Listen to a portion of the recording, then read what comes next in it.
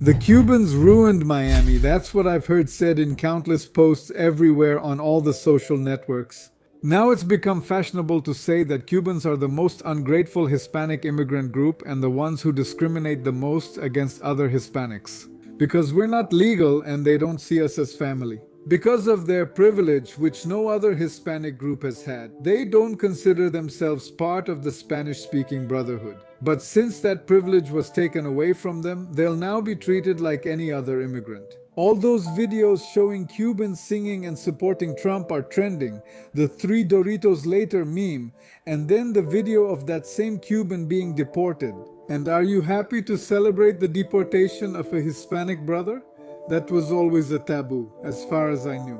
That's forbidden. It's like a code of honor among immigrants, a law that no one should ever be willing to cross under any circumstances. Why then is it now acceptable with Cubans?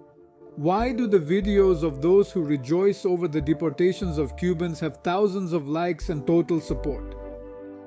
No matter what I say, thousands will be offended, outraged, and enraged. Since there's no way to talk about this topic without offending or coming across badly, it's impossible. I'll do it the best way and the only way I know how, which is by being honest. I'll give you my honest opinion because, well, what else can I do on these topics? All you lose, the only thing you gain is hate and rejection. You lose followers, you lose the kindness of the person watching you. There's no monetization. But I can't stay quiet, so here we go. We start with the phrase, "The Cubans ruin tomorrow," and I started thinking, could it be true? I don't know, I've never been there, but since I've been here for almost a month, I ask myself again, did the Cubans ruin Miami? They are the most ungrateful immigrants, the most arrogant, the ones who think they're superior, the ones who want everyone deported except themselves. Now I have to talk about the subject, I have to address it, I can't not give my opinion. It's unacceptable that he came here to the largest Cuban exile community in the world, the biggest Cuban population outside of Cuba. I met them, I talked with them, I collaborated with Cuban creators, I ate their food, I asked them for favors. And not talking about the issue would be cowardly. Staying silent about this would be cowardice. I've already seen the videos, I've already seen the memes, I've already seen the fights on TikTok between Cuban Trump supporters, non-Trump supporters, the deported ones, those who make fun, and even those who sing. We have a bunch of accusations against the Cuban community, especially on social media after Donald Trump's victory and what happened afterward. Let's look at all of them and start with the one I think is the easiest, well, the least difficult, and from there we'll move on to the more controversial ones. A very difficult topic. Honestly, guys, I'm on social media. I met the Cubans. I can't stay quiet. Let's get started. The Cubans ruined it. Miami. And the answer is no, of course not, but they did change it, they modified it and altered the course of the city forever in a very unique and permanent way. Not only did they have an influence on the evolution of the city, no, they completely changed it. They changed the course and the future of Miami and turned it into one of the most unique cities in the world. Let's continue with a bit of history. Why are there so many Cubans in Miami? In a period of just 15 years, 500,000 Cubans arrived in Miami. 500,000.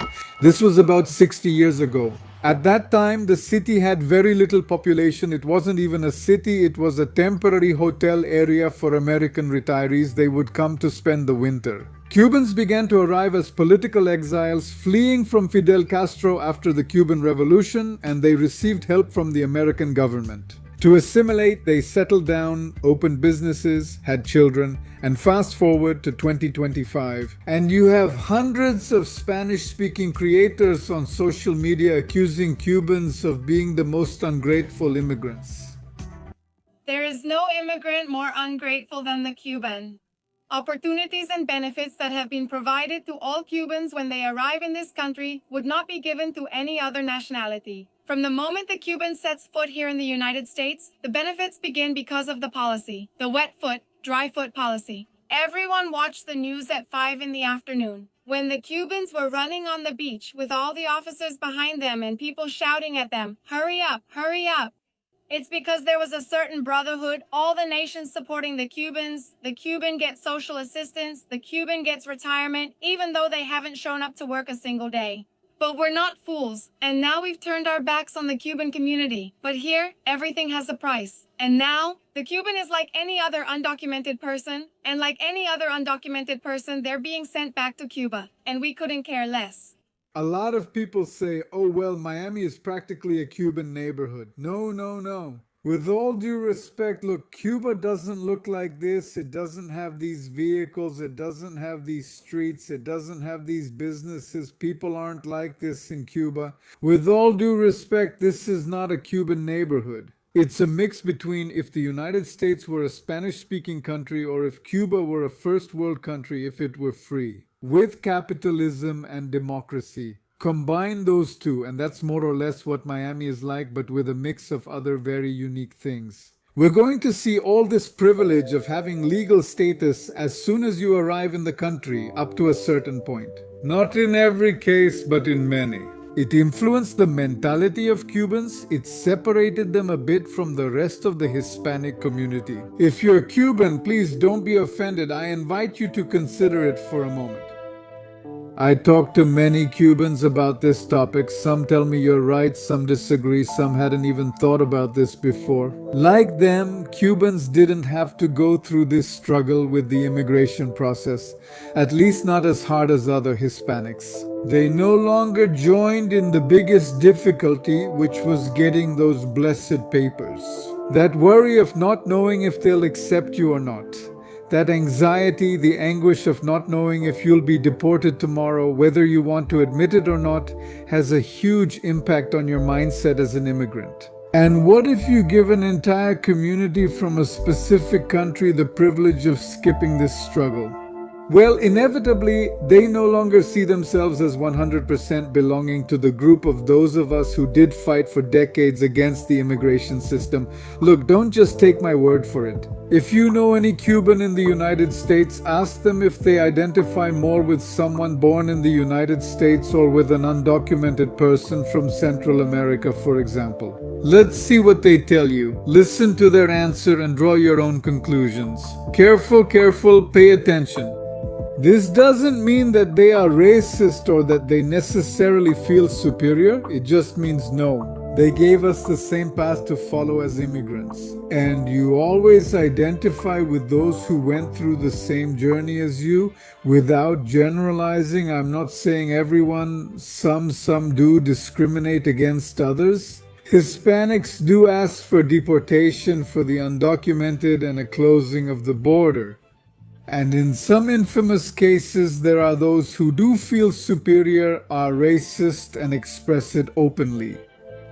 These were the most viral cases, and they gave a reputation to all Cubans, to everyone. Now, how many Cubans are like this man? How many feel superior and look down on the rest of us with contempt? Nobody knows. I don't know. It's impossible to know.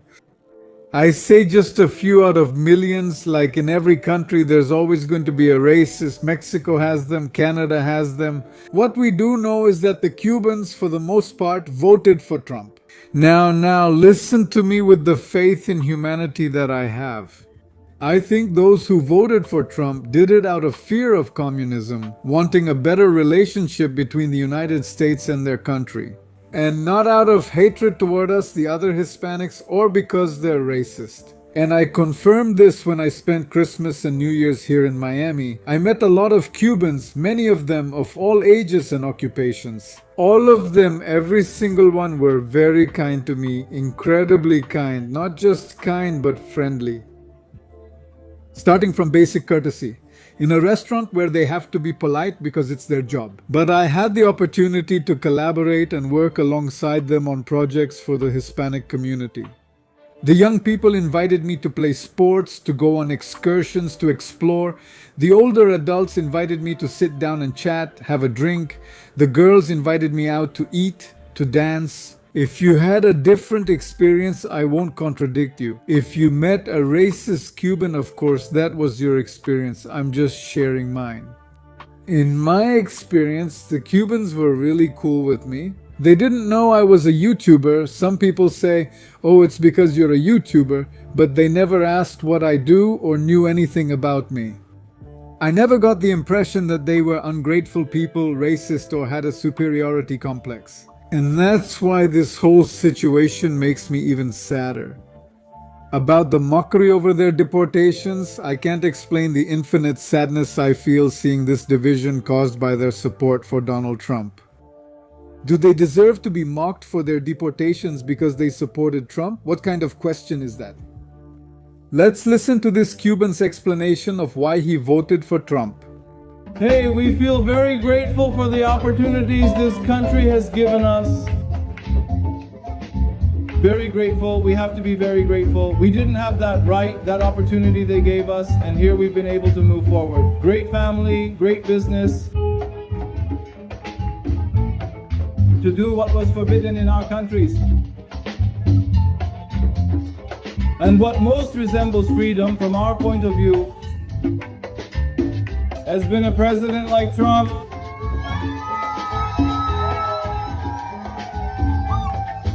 Since what we're going through now isn't freedom at all. You see, they were deceived. They were victims of Fox News propaganda. The Republicans never saw them as equals. They never saw them as human beings of equal worth. At their level, they will always see them as inferior Hispanics. And they only took advantage of the support they gave to Trump. They said, here are votes, so let's take advantage of them. And after they got the votes, they treated them like trash. Just like they've done to us Mexicans, that's how they've treated us Mexicans. They exploited us with the Bracero program. They exploited us. They took us to harvest their crops, cook their food, clean their bathrooms, and then they discriminate against us. They kick us out. They want to build a wall like that, just like they're treating the Cubans now. The Cubans put on the Republican disguise without knowing that the Republicans never accepted them. They only used them. So my message to the Cubans is welcome to the family.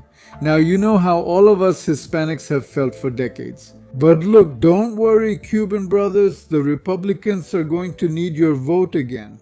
Florida's electoral college is, I think, about 10% of the seats needed to win the presidency. They're going to need you. Now the question is, are you going to give your vote to the Republicans again? Well, back to the story of Miami. For decades, the massive immigration of Cubans changed the city forever. Every aspect of the city changed forever. And to those who are going to say, oh no, they should show respect. How is that? Those Cubans are so unadapted. How dare they change, modify a city so much? No, they should adapt or go back to their country. That's fine if that's your opinion. But if you're Mexican, let me remind you that Mexicans have also changed many cities in the United States in a big way. Los Angeles, San Diego, San Antonio, Dallas, Houston, Phoenix, the list goes on. So why can Mexicans change history and the course of things and completely transform an American city, but Cubans can't? Isn't the country supposed to belong to everyone and no one owns the country or its cultural influence? Well, they've already been betrayed. Trump basically told them, thanks for the vote. Now I'm looking for a forced re-election for a third term. I don't need you anymore. If you're not a citizen, go back to your country and don't let any more come. And he put Cuba on the red list of countries whose citizens can never come to the United States with this ban. He practically told the Cuban community after they overwhelmingly voted for him, you don't deserve for your family to come. I don't care if you want to bring your siblings, spouses, parents, or children. This is for those who are citizens. For those who aren't, he eliminated their protected status. More or less 500,000 people are eligible for deportation. Even so, this won't change much in Miami. They'll deport a lot of Cubans, yes, and even fewer will come from Cuba, but the Cubanization of Miami can't be reversed anymore. Let's start with the most visually obvious change, the most notable one, which is democracy. Only the demographics, the people who live here, in that sense, it really is practically Cuba. It's a Cuban neighborhood. Some neighborhoods are 99% Cuban. The change in politics. The city of Hialeah, a suburb of Miami, is 95% registered Hispanic. I assure you it must be 99.9% mostly citizens. 93% of households report speaking Spanish. They report it inside the home. Actually, the Cuban community itself in the United States isn't that big, right? Let's say the United States isn't a country that has a lot of Cubans. It's only the state of Florida, in fact. The 22 cities in the country with the most Cubans are all in Florida, especially in the South. Now, of the retired Cubans over 65 years old, more than 80% voted for Trump. And this, inevitably, whether they want to accept it or not, did it change the cultural identity or influence the cultural identity of the Anglo-Floridian? Do the white Americans who were born in Florida not think the same? Or do they not see Hispanic culture the same way as an Anglo-American from another state that doesn't have so many Cubans? That is, if you belong to an ethnic group, in this case the Anglo-Saxon Floridian, and you are the minority in your state, you are not going to think the same way as if you grew up in a state where you are the majority. It influences you, it makes you change your mindset, your perspective, everything. And it's not just about the food and the music. Sure, that's cool, that's cultural influence, cultural impact, but that's not everything. It's about the friendship you have with an immigrant from that country. If you're an American and you're friends with a refugee, an exile, a political immigrant, someone who crossed the border, you learn a lot from that close relationship with another human being when you develop a friendship with someone different from you, with a different childhood. That's when you open your eyes to reality and become immune to hate propaganda.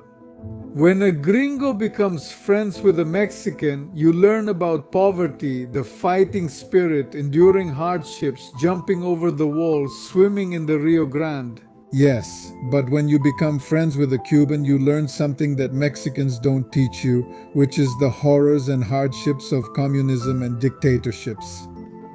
Because Mexico isn't perfect, but Cuba is even worse. They, the Cubans, the ones who escaped on boats, on rafts, crossed the ocean, in the sun, at night, in storms. Imagine floating on a raft at night in the open sea with a storm. Just imagine the terror of the open sea. And the Cubans had to do this, an experience that marked them for life. And if they ever become friends with an American, will they tell them about that experience? I will never take my freedom and my democracy for granted because I almost drowned. I saw my relatives, my companions who were with me on the raft. They fell, they drowned. I saw them. I couldn't rescue them. I managed to get back on the raft, but they didn't. And I had to endure it. And I arrived with the memory and the remorse, their deaths on my conscience, and I became a citizen, and now I vote. That's what an American learns, to value democracy when they're friends with a Cuban, and even then, Americans. The Republicans support Trump and support the ban on Cubans entering Cuba. I mean, just imagine this, after being friends with a Cuban, after hearing their story about how they arrived.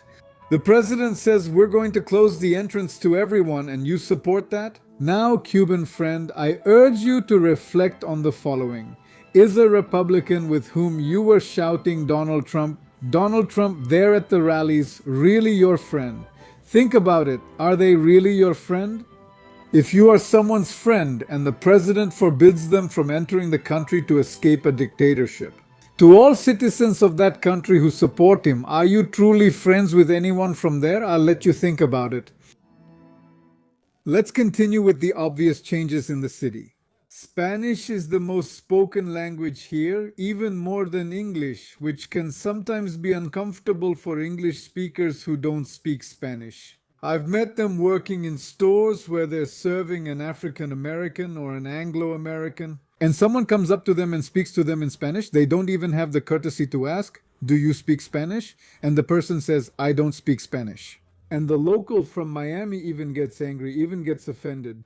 That's annoying for some people, but most, from what I've seen, at least learn the basics of Spanish, which directly conflicts with this song, "I'm going to vote for Donald Trump," because the song is in Spanish. and Trump already made English the official language of the United States. And he said very clearly, if you don't speak English, get out, go back to your country. Every song in America has to be sung in English. It's ironic. In the months I've been here in Miami, I haven't gone into a single restaurant or establishment where they greet me in English, in every single one from the moment I walk in. Hello, good morning, it's ironic here. We just keep going with the irony. The Hispanics who support Donald Trump say they prefer to have friendship. They're on the inside with the American Republicans. See a little bit of song, as I mentioned, but it's the Republicans, Trump supporters who are more likely. Complaining that you're not speaking English and telling others not to speak Spanish, claiming it's offensive with the argument, this is America, speak English. Those are the Trumpists, the ones who want to complain. Entered the month. For example, the McDonald's in the Miami area where many people don't speak English, they only speak Spanish. The people most likely to complain about this are the Trumpist Republicans. In fact, they were the ones who removed Spanish from the official White House website. The next cultural aspect, food. Here, there are hardly any tacos or Mexican restaurants. I'm used to cities in the United States all having a lot of Mexican food. Not here. Here, most of the food is Cuban. That's the base of the restaurants. Wherever you go to eat, most likely they're going to serve you Cuban food with Cuban influence or Cuban style. Here, I haven't heard any American complain, Democrat, Republican, left, right. Nobody complains about the classic food. And here, Cubans learn the same lesson that we Mexicans learned a long time ago. Americans love your food and your music, but not you. Americans love Mexican food, Mexican music, Mexican decorations, Mexican tequila, Mexican chocolate, Mexican Day of the Dead. There they are painting their faces. They love everything except Mexicans, and they back it up with their policies. Just like that, they already noticed. I give a little taste of the reality we've suffered. Many Hispanics love Cuban music, love Cuban coffee, love Cuban tobacco, but get rid of the Cubans, you see how it is. Americans love foreign cultures, but not the human beings who bring them, and this is also seen in the economic impact on a city. Cubans are the fourth largest Hispanic group in the United States, tied with the Dominican Republic, making up 4% of the entire Hispanic population. From 2002 to 2020, their population increased by more than 1 million people. 1 million. Meanwhile, another 850,000 arrived from Cuba, most of them under a program started by Joe Biden. It's worth mentioning here, which gives us an estimate of 2.5 million. Now, statistics, not my opinion. These are statistics. On average, Cuban-American, on average, the number of Cubans who obtained a college degree, own their homes, and have a higher average income is greater than the rest of the average Hispanics. This is the statistic. They earn more. More of them own homes, and they obtain more college degrees. Their average income is higher. Whether this makes you happy, inspires you, makes you admire them, offends you, or makes you envious, it doesn't matter. The statistics don't change, they're not based on opinion, but now my opinion. In my opinion, something that influences the success of Cubans over other Hispanic groups is not necessarily that they are superior, smarter, or more productive, but rather that at least until 2025, they didn't have to worry about deportations. The average Cuban has a migration process that's a bit easier than the average Hispanic. You see, not having to worry about immigration and deportations does influence your economic prosperity. Now let's look at another cultural influence. Very, very obvious, very obvious. The one about life, I have... It would be 20 in. To begin with. Celia Cruz, El Carnaval is already a national anthem for Latinos. Gloria Estefan and Camila Cabello, just to mention a few. Some are also of Cuban origin. But not just music, also politics. Marco Rubio and Ted Cruz, two of the most influential people in the world, are also among them right now. They have their own history of fame with Cubans, the Cuban stars. Look, something someone just told me, I don't know if it's true, I don't know, I'm just telling you, tell me if you think it's true or if it's just an urban myth. That the instrument called guajiro, the word guajiro comes from the Anglicism world hero or war hero. That's where word hero comes from. And that's where guajiro comes from. Could that be true? Well, and before we finish, let's give an honorable mention which goes to women. They are remarkable. And well, at my age, I'm an old, bitter, poor, short, pot-bellied man. I'm worse off than Master Roshi because I still can't do the Kamehameha, but from afar, from a distance, I can see. What about women? No? I don't know what's here, if it's the air, I don't know if they're putting something in the water, or I don't know what's going on, but they're here. I know now that the average woman walking around here could be a model or a soap opera actress or the lead in some movie. Are they? Well, again, at my age, in my humble position as an old, chubby, pot-bellied guy, Chaparro Project. Well, I can only look, but just by looking, I know what's what. They're putting something in the water, or maybe not, but yes, they're putting something in the water. I know what its natural evolution will be, what's going to happen in the future. I know what's in the water here, I know what's here, if they're putting something in or not, if they're putting it or not, what's there? Are they putting something in the water? What's here or I don't know what? Not something, I know what they're doing, not what's here, which one? We already saw that it's going to happen, even though I don't know what's here, whether they're putting something in or not. That is, the demographics are strong enough to be self-sustaining. What are they putting in? What are they putting in? And it doesn't need to continue being fed directly from Cuba. So the Cubans in Miami are never going to leave, even if no Cuban ever enters Miami from Cuba again. It doesn't matter, they already have enough numbers. They're going to reach 3 million in the next decade. So the cultural identity, the Hispanicization of Miami, in my opinion, is going to continue the same way, and the statistics back me up. Now, political opinion, are Cubans going to keep supporting Donald Trump? Well, we don't know. We'll have to see that with time. This is Diego Sol Reina Español, and I'll see you next time.